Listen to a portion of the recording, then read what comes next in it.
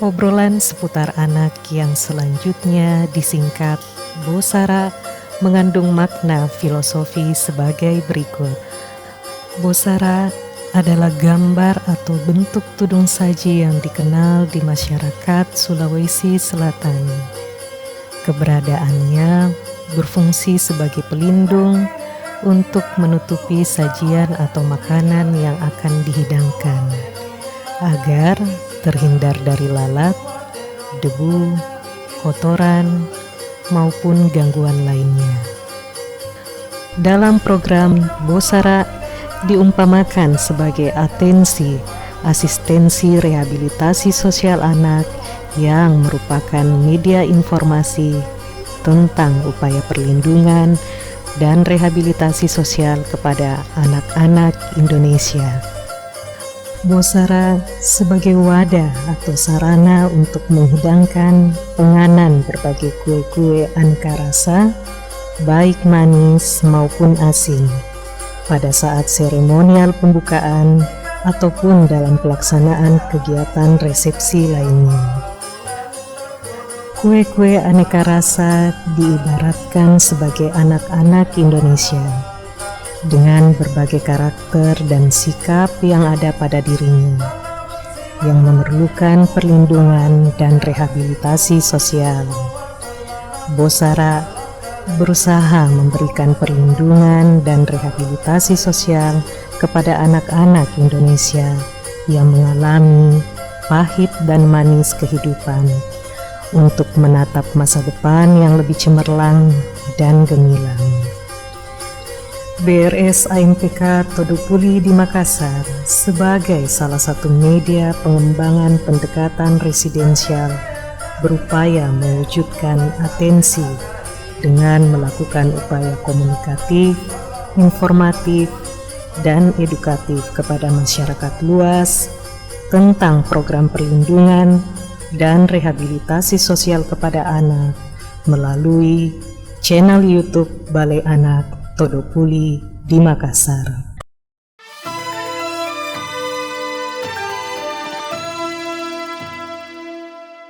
Assalamualaikum warahmatullahi wabarakatuh. Selamat siang. Kembali lagi kita dalam acara Bosara, obrolan seputar anak Balai Anak Todopuli di Makassar. Bersama saya siang ini telah hadir Bapak Budi Dharma Saputra. Selamat siang Pak Budi. Selamat siang Bu Rizka. Selaku penyuluh sosial pada Balai Anak Todopuli Makassar ya Pak? Ya betul. Hari ini kita akan membahas tentang perlindungan anak dalam situasi darurat. Betul kan Pak Budi? Betul. Pertama-tama untuk membahas ini mungkin yang ingin saya tanyakan, apa sih yang dimaksud dengan perlindungan anak itu sendiri? Kata-kata perlindungan anak ini sebenarnya kan sudah sering kita dengar ya, beberapa kali di kalangan umum, di media sosial, bahkan di YouTube, sampai di tingkat akademisi juga sering kita mendengar kata-kata perlindungan anak itu sendiri. Tapi apa sih sebenarnya perlindungan anak itu? Jadi perlindungan anak adalah segala macam bentuk pencegahan dan penanganan terhadap baik itu perlakuan salah, kemudian penelantaran, eksploitasi, dan kekerasan terhadap anak itu sendiri. Jadi itu merupakan semua segala macam bentuk pencegahan dan penanganan itu disebut perlindungan anak. Iya. Agak ini juga ya, Pak Budi. Maksudnya mudah-mudahan dengan ketahuinya ini masyarakat luas akan lebih paham lagi. Nah, kalau dalam situasi darurat, bagaimana sih? Sesuai dengan materi kita kali ini tentang perlindungan anak di dalam situasi darurat.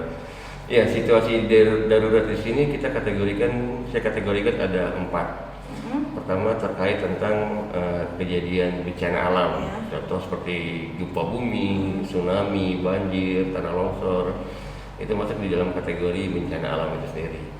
Kemudian ada juga situasi darurat di mana mereka berada di dalam keadaan bencana sosial.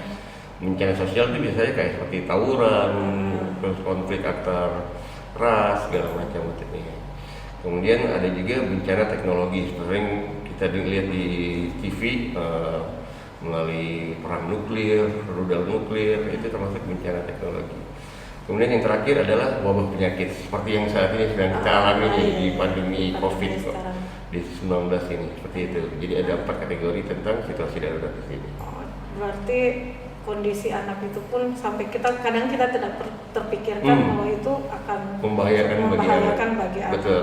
Nah, apa sih sebenarnya prinsip-prinsip dari perlindungan anak itu sendiri terkait karena adanya anak dalam situasi darurat ini? Ya, tentu saja ada beberapa prinsip yang harus diketahui oleh masyarakat atau penggiat kemanusiaan atau pekerja kemanusiaan di dalam perlindungan anak itu. Yang pertama adalah jangan sampai kegiatan yang kita lakukan ini terhadap masyarakat maupun anak yang terdampak dalam situasi darurat itu malah membuat mereka pada kondisi yang lebih buruk akibat tindakan yang mereka lakukan oleh pekerja kemanusiaan lakukan. Kemudian yang kedua, mereka harus memastikan bahwa akses yang ada itu tidak memihak bagi masyarakat terhadap bantuan itu sendiri. Jadi harus betul-betul memperhatikan ini apa sih kebutuhan dari masyarakat itu sendiri. Kemudian yang ketiga adalah melindungi masyarakat atau anak dari bahaya-bahaya fisik dan psikologis yang timbul dari kekerasan dan paksaan. Kemudian yang keempat adalah mereka harus bisa membantu masyarakat atau anak untuk mengklaim hak-hak mereka karena mereka juga tetap memiliki hak yang tidak bisa hilang. Kemudian bagaimana mengakseskan mereka dengan upaya hukum yang tersedia. Kemudian mereka juga harus pulih dari dampak kekerasan tersebut.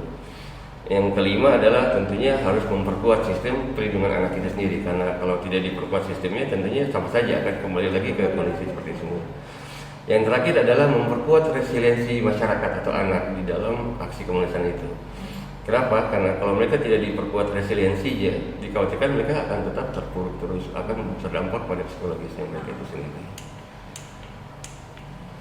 Nah, yang terhadap respon anak dalam perlindungannya, apa sih standar kualitas yang harus dipenuhi? Ya, jadi ada 3 standar yang harus kita pastikan di dalam melakukan respon perlindungan bagi anak itu sendiri. Yang pertama tentunya koordinasi. Tanpa ada koordinasi yang baik, tentunya segala sesuatunya pasti akan berjalan dengan rancu. Mungkin yang ini berjalan sendiri, lembaga ini berjalan sendiri, hasilnya tentunya tidak akan optimal. Kemudian yang harus diperhatikan yang kedua adalah standar tentang sumber daya manusianya itu sendiri. Jadi tidak semua orang bisa terlibat di dalam kegiatan kemanusiaan itu. Mereka harus paham seperti apa sih kategori kompetensi yang harus mereka miliki, pengetahuan apa saja yang harus mereka miliki. Kemudian yang terakhir adalah terkait tentang manajemen informasi itu sendiri. Jadi baik itu penyintas ataupun pelaku kegiatan kemanusiaan itu harus memiliki sistem informasi yang baik sehingga informasi apapun yang dibutuhkan oleh baik mereka yang terdampak dalam situasi darurat maupun yang menjadi pekerja dalam aksi kemanusiaan itu bisa berbagi informasinya. Nah, selain tadi kan soal standar kualitasnya.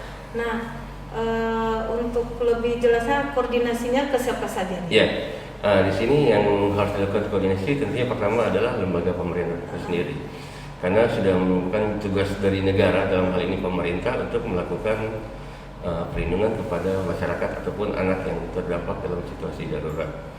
Kemudian tentunya lembaga-lembaga kemanusiaan mereka juga tidak bisa diabaikan begitu saja karena banyak mereka juga yang punya concern, punya perhatian di bidang kemanusiaan itu sendiri.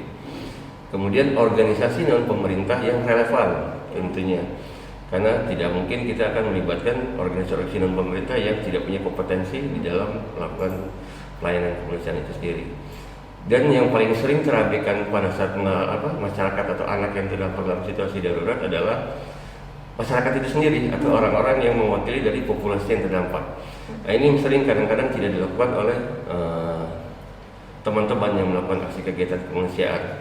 Mereka sering terlupakan, padahal mereka sangat penting juga untuk dilibatkan di dalam kegiatan tersebut. Gitu ya. Terkait SDM-nya, apa saja sih yang harus diperhatikan dalam Ya, betul. Seperti tadi yang saya sampaikan di awal ya, bahwa mereka juga harus punya kompetensi atau kemampuan atau pengetahuannya. Untuk mereka adalah mereka pertama harus sudah terbukti di dalam ruang lingkup kerja mereka memang fokus untuk menangani hal-hal seperti tersebut. Kemudian proses perekrutannya sendiri atau kebijakan SDM itu harus juga disertakan langkah-langkah terkait tentang kebijakan keselamatan anak itu sendiri. Jadi mereka juga harus paham sih langkah-langkah apa sih yang harus dilakukan untuk melindungi anak, baik itu anak perempuan maupun anak laki-laki dari situasi darurat tersebut. Jangan sampai nanti malah mereka yang akan melakukan eksploitasi atau bahkan melakukan perlakuan yang salah dari para pekerja kemanusiaan itu sendiri. Dan itu yang harus diperhatikan untuk sumber daya manusianya itu sendiri. Nah, untuk manajemen informasinya seperti apa sih itu? Ya, manajemen informasinya itu saya sampaikan bahwa tidak hanya pekerja kemanusiaannya saja yang butuh informasi, bahkan yang terdampak pun atau penyedia kita sebut penyintas, mereka juga butuh informasinya. Nah, informasi mutakhir yang dibutuhkan adalah sebuah program perlindungan anak yang efektif. Jadi itu informasi-informasi itu tersebut dikumpulkan, digunakan dan disimpan, dan nanti akan disampaikan kepada pihak-pihak yang memang membutuhkan informasi tersebut. Dan ini sifatnya penuh kerahasiaan, jadi tidak bisa sembarangan informasi ini jatuh ke tangan-tangan yang tidak bertanggung jawab. Contoh kayak kejadian Palu tahun berapa tahun yang kemarin, jadi sempat beredar isu bahwa ada pengaborsian anak secara ini. Kalau itu kan tidak betul, tidak sesuai seperti ini. Nah, kemudian tetap harus memperhatikan prinsip-prinsip bahwa jangan sampai yang kita lakukan itu memperburuk keadaan, serta kita juga harus memperhatikan tentang kepentingan terbaik dari anak itu sendiri. Nah, untuk mengatasi kebutuhan perlindungan anak dalam situasi bencana, apa saja sih yang perlu diperhatikan? Ya, betul. Ini pertanyaan yang luar biasa. Untuk mengatasi kebutuhan bagi perlindungan anak, ada beberapa hal yang harus diperhatikan.